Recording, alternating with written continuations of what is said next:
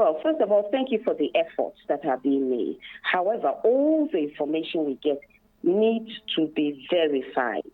The information needs to be verified. We're told a while back that 7 out of the 9 had been reclaimed. But we have, trusted journalists on the ground, including Erastus Asaredonko. So we need to verify the information, and we need to find out whether some or all have been cleared. You recall that a couple of days ago, the Forestry Commission officers went to one of the forest reserves. They were attacked, and one person is fighting for his life. Mm-hmm. So the point being made is that, you can go there and clear some of them. It does not necessarily mean that they have all been cleared. And also, even if that is the case, they may find a way of coming back. So all I'm saying is that we are not going to say that we don't commend the efforts. We commend the efforts, but we need to verify the information. We need the names of every single forest reserve that has been that we are told has been cleared, and then we need to verify the information because it does not appear that it is always the case. Interesting.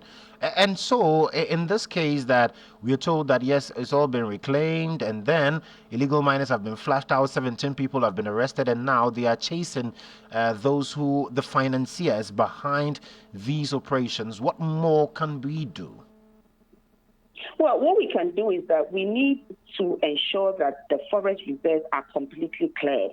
Because as I've just said, we're told 7 out of 9 have been cleared a while back by the land minister.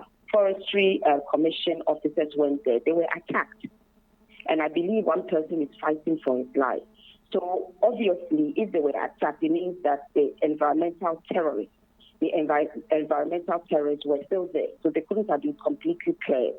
So what we need is to verify the information. And it's a very good thing that we are tracing the owners of the excavators in order to deal with them as well. These are very good steps being taken. But at the heart of the issue is that we need to ensure that it is actually the case that all, not some, all the environmental terrorists have been cleared from the forest reserves, and then trace those who are supplying the excavators. And we also need, as a matter of urgency, to repeal, not amend, repeal LI 2462, which is allowing mining in forest reserves. What is being laid before Parliament does not solve the problem. It still has opened up much of the forest reserve to environmental terrorists. So we need to immediately revoke LI 2462. Even the past administration, what they had laid before Parliament was a revocation, not amendment. If I mean the last administration, was a revocation, not amendment. So we need to be very clear about what is actually being done. We commend the effort, but if you look at the magnitude of the problem we are facing, we need to do far, far more. We are told, right? Yes, we are told that environmental activists arrested some illegal miners, including Chinese, in the Koko area. The illegal miners were promptly given police bail, released, and they are back back causing mayhem. The persons who arrested them, citizens arrested, were rather detained for a while to write statements. So we can see that things have not really changed. The activists are under pressure, and it seems that those who are committing mayhem are being treated with kid gloves. So in terms of the amendments that we've been told would be happening to LI 2462, what danger does that pose if we do not repeal but rather amend?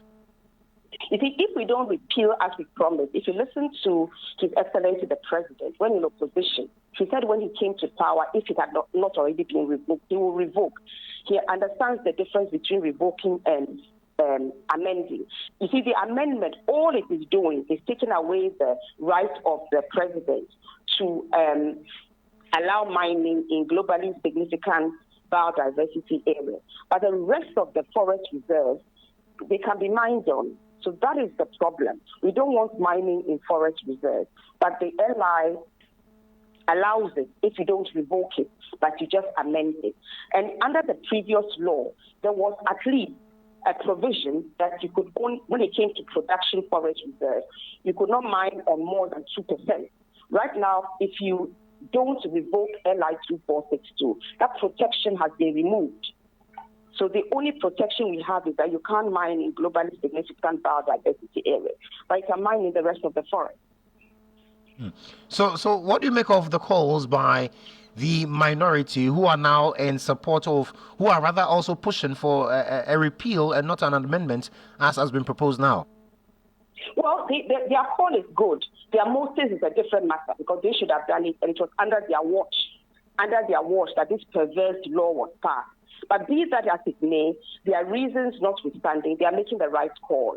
They are making the right call. This law is a perverse piece of legislation, should be completely dropped. Drop LI 2462. Hashtag drop LI 2462. It's a bad piece of legislation. So the minority on this particular occasion is right. And in the case where we are hearing of the amendments, I mean, I've had cause to have a conversation with people in government and asking them, really, isn't that John Dramani Mahama and the NDC backtracking on the promise that they made?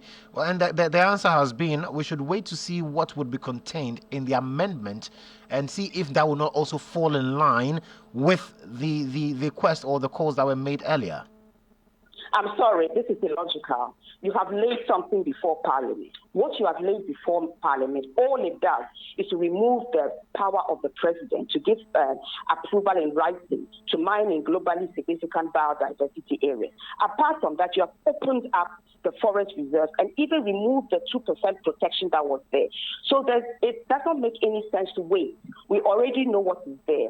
And we have to say that the past administration, who under their watch, things became so bad, even they saw the wisdom after a lot of pressure from the CSOs and organized labor and others, even they saw the wisdom in revoking, not amending LI 2462. This current administration has a lot of goodwill, but it will be dissipated if you seem to say one thing in opposition, and then when you come into power, you are doing something else. We have the recordings of the president when he was in opposition saying that law will be revoked. The amendment does not help us much. We need a complete revocation. Hashtag drop LI 2462.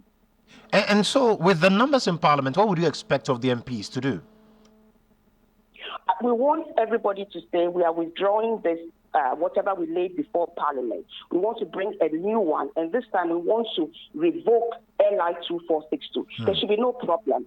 The minority has an overwhelming majority, and even the minority has agreed that we should revoke it. So what's the problem? One, you should ask the opposition, the current administration, why they are hell-bent on amending rather than repealing, when they promised in opposition that this is what they were going to do. We need our forest reserves, and we cannot open them up to mining. Let's remember that we cannot eat gold, but we need to the protection of our forest reserves, because not only do the forests purify the water, the air that we are breathing, a lot of waters take their source from forest reserves, as the president himself has observed. So why do we want to mine in forest reserves and destroy what God has given us? Our ancestors had the wisdom to keep our forest reserves, and we have come and we are destroying it for generations to come. Are we to expect a petition from eco-conscious citizens if all these fails?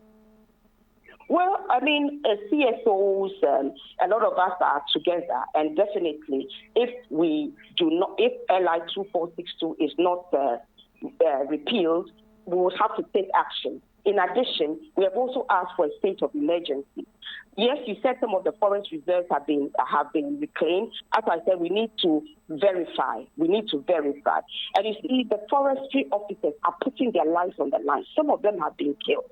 There's a war going on. We are facing environmental terrorism. That is why we need a state of emergency for our forest reserves and water bodies as well. We were told the Akobra River had been diverted. We know the consequences of diverting rivers. What is being done about it? We need the Navy to go there. So we need a state of emergency for our forces, the armed forces, the Air Force, the Navy to work together in unison to ensure that we take back our environment from the environmental terrorists. They are environmental terrorists, and that's why we need a state of emergency to fight them and ensure that what we have done is sustainable. They don't come back the next day. Government says it's putting efforts, and the efforts are showing results, for which reason we are winning the fight against Galamsey. But you say we still need a state of emergency? Well, I think that if you speak to the activists on the ground, including Erastus Asaredonko, you look at his Facebook page, this brave journalist and others are sending daily reports. And the reports they are sending and what we are hearing do not always go hand in hand. So we need to speak to our trusted journalists on the ground and find out from them the veracity of the reports we are receiving. Okay, and the state of emergency would be a moratorium on all forms of illegal mining, the state of small-scale mining. The state of emergency will help us to flush out the environmental terrorists from our forests and also from our water bodies. We have also said that in the meantime, because of our lack of monitoring, we should pause small-scale mining. We've issued like confetti, thousands and thousands of licenses. The EPA is not in a position to monitor every single one. So you can get your license and mine how you like, where you like, and who is checking. So pause it until you can verify and make sure that those who have been given licenses are even mining where they are supposed to be mining. Because, before you start mining, you should get a digging license. There are other protocols. But if nobody is watching, who is enforcing them? It's like I have a driving license. Does that mean that I can drive while drunk? Does that mean that I can, drive on the zebra crossing when somebody is going? There are rules and regulations. So having a license doesn't solve the problem. We need to monitor and ensure that the right thing is being done. That is why we said pause small-scale mining. There are thousands and thousands of them, and nobody is monitoring adequately. Very well. Aula, thank you. Thank you so much for engaging with us this morning. Thank you for having me. Right. So that's Aula Sewa. She says that, yes, government says it is winning the fight, but we need to declare state of emergency because our water bodies have not returned to normalcy. She calls them environmental terrorists. They need to be flushed out.